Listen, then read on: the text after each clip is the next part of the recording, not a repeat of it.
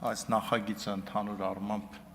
դրական է եւ հասարակության եւ բոլոր շրջանակներում։ Ես նախագծից չեմ ուզում հիմա ասեմ, ուղղակի օգտվելով այն իրավիճակից, որ Պաշտպանության նախարարը այստեղ է, այսօր լրատվամիջոցներում տարածվեց տեղեկություն, որ ոմն մեկը Հայաստանի պաշտպանության իրավիճակային հետ կապված ստահոդ տեղեկություն է տարածել։ Վաղուց նման բան չէր եղել, բայց այսօր ունեցանք, եթե այսօր ունեցանք, ուրեմն դա նշան է, որ առաջիկայում ենք ունենալու։ Ես խնդրում եմ,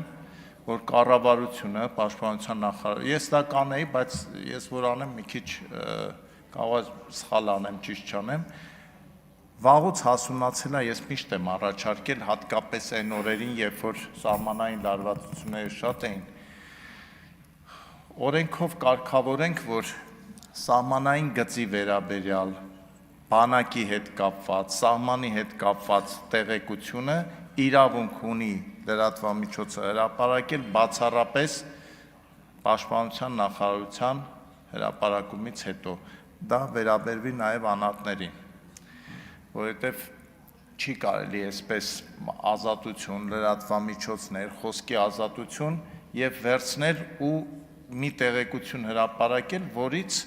առնվազն ես հարցի ամենաթույլ կողմն եմ նշում, հազարավոր ծնողներ տագնապ են ունենալու, որոնք զինծառայող երեխա ունեն կամ ամուսին ունեն, այնպես որ ես խնդրում եմ